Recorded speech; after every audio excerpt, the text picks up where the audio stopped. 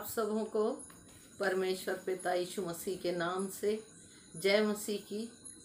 आज के प्रातःकालीन मनन में मैं आपके सामने कुछ बातें ऐसी रखना चाहती हूँ जो हमारे और आपके जीवन के लिए बहुत ही महत्वपूर्ण हैं, जिन बातों को हम नज़रअंदाज कर देते हैं।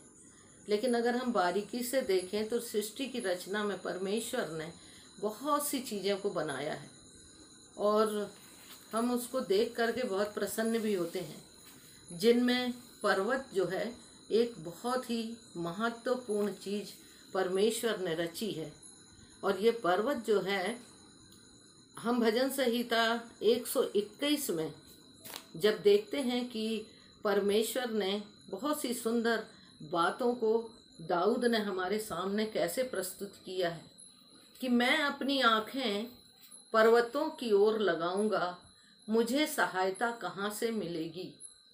और हम जानते हैं कि ये जो है अति क्लिष्ट कार्य है कि हमें सहायता कहाँ से मिलेगी। हमें सहायता सिर्फ परमेश्वर पिता से ही मिल सकती है। मनुष्य थोड़े समय के लिए सांत्वना देता है, मनुष्य थोड़े समय के लिए हमें प्रोत्साहित करता है और हमारी सहायता करने का प्रयास करता है, लेकिन वो पूर्ण नहीं होता। परमेश्वर पिता हमें पूर्ण सहायता देने के लिए तत्पर है।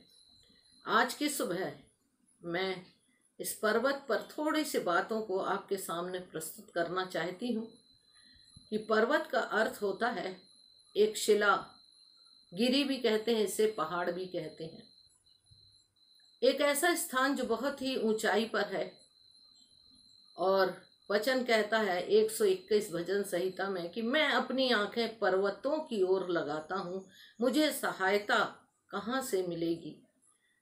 सहायता तो मुझे यहोवा की ओर से मिलती है जो आकाश और पृथ्वी का करता है।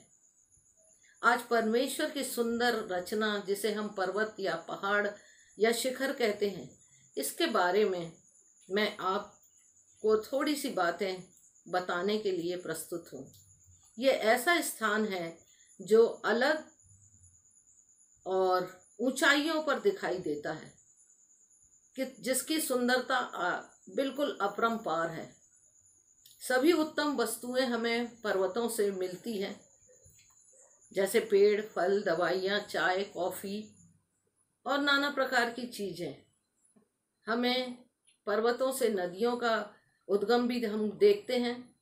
वर्षा भी पहाड़ों के कारण ही होती है।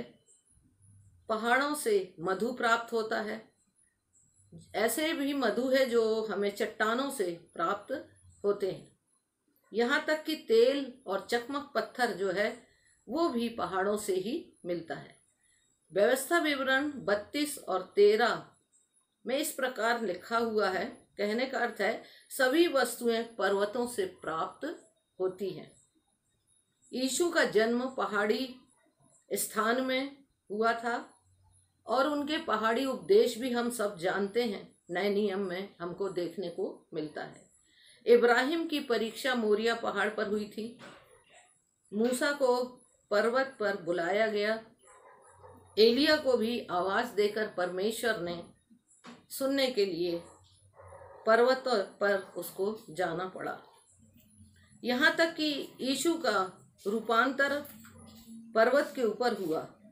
उसके विषय में हम देख सकते हैं कि किस प्रकार से परमेश्वर पुत्र प्रभु यीशु मसीह जो हैं, उनका रूपांतर एक पर्वत पर किस प्रकार से हुआ है।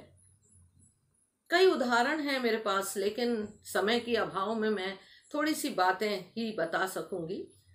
बाइबल में पाए जाते इस तरह के हम देखते हैं कि परमेश्वर को हम देखते हैं, वह ऊंची मजबूत चट्टान है हमारे लिए, जिसकी संगति से हमें सब कुछ प्राप्त हो सकता है। हम उसकी संगति प्राप्त कर सांसारिक परिस्थितियों से ऊंचे उठ सकते हैं। उसकी संगति से नया बल हम प्राप्त कर सकते हैं। जीवों को उपार्जन हेतु सब कुछ दिया गया है। कितना ऊंचा, कितना महान हमारा परमेश्वर है। वो हमारे जीवन के लिए सब कुछ कर सकता है। बस हमें उसके पीछे चलना होगा, जो हमारे लिए सर्वोत्तम है, क्योंकि परमेश्वर के पीछे चलना ही एक सच्चा मार्ग है और एक सच्चा सहायक वही है हमारे लिए। वो हमें पहाड़ों के समान उपयोगी और शक्तिशाली बना देगा। ये शक्ति हमें उसके पीछे चलने से ही प्राप्त हो सकती है। प्रभु हम सबों का मार्गदर्शन करे, सबों को ऐसी सद्बुद्धि और ज्ञान प्रदान करे कि हम उसकी ऊंचाइयों को, उसकी गहराइयों को और उसके सर्वोत्तम गुणों को हम अपने जीवनों में लाने की कोशिश या प्रयास कर सकते हैं। हम साहस की हमें आवश्यकता है, हमें ऊंची सोच रखने की आवश्यकता है। पहाड़ की तरह हम मजबूत, पहाड़ की तरह, हरियाली की तरह हरा भरा हमारा जीवन होना चाहिए। सारी उपयोगी वस्तु उसी से हमें प्राप्त होती है जो दूसरों के काम आती है। हम भी उस योग्य बने कि हम दूसरों के काम आ सके, अपनी उपयोगिता को समझें, परमेश्वर पिता के राज्य का विस्तार करें। यही मेरी आज की कामना है कि आप सब उस ऊंचाई को समझें जो परमेश्वर पिता ने रखी है।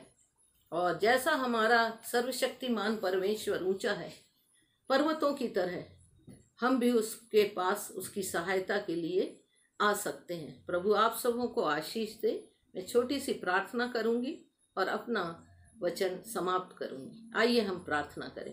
प्यारे पिता परमेश्वर, हम आपको हृदय से धन्यवाद देते हैं प्रभु यीशु मसीह के नाम में। आज के सुंदर प्रकाश के लिए आपने जीवितों की जमीन में हमें रखा है। हम आपका हृदय से धन्यवाद करते हैं पिता परमेश्वर। और हमने जो सीखा है प्रभु परमेश्वर कि वास्तव में आपने सृष्टि में सब कुछ हमको दिया है, और प्रभु जी तेरी महानता को हम उन गुणों के अनुसार देखने वाले हो सके, हमारा जीवन दूसरों के उपयोग के काम आने वाला हो सके। हम जो भी योग्यताएं आपने दी है पिता परमेश्वर, उसको हम लेकर के आपके राज के विस्तार को हम और प्रगतिमय बनाने वाले हो सके। ऐसी सामर्थ्य दीजिए। सबों को उत्तम स्वास्थ्य प्रदान कीजिए। आज दिन भर जो भी कार्य हम सब मिलकर के करते हैं प्रभु जी अपने अपने क्षेत्रों में, आपकी बड़ी करुणा, आपका बड़ा दया चाहते हैं प्रभु जी, आपका मार्गदर्शन चाहते हैं कि आप हमारे साथ होकर के उन कार्यों में सहायता और मदद दीजिए। सब बातों में आपको महिमा मिले। जितने लोग इस वचन को सुन रहे हैं, हम प्रार्थना करते सबों को बहुत आयत की आशीष प्रदान करें। धन्यवाद के साथ ये प्रार्थना तेरे बेटे हमारे राजा उद्धारकर्ता प्रभु यीशु मसीह के नाम से मांगते हैं। आमीन आमीन। प्रभु आप सबों को बहुत आयत की आशीष प्रदान करे। धन्यवाद।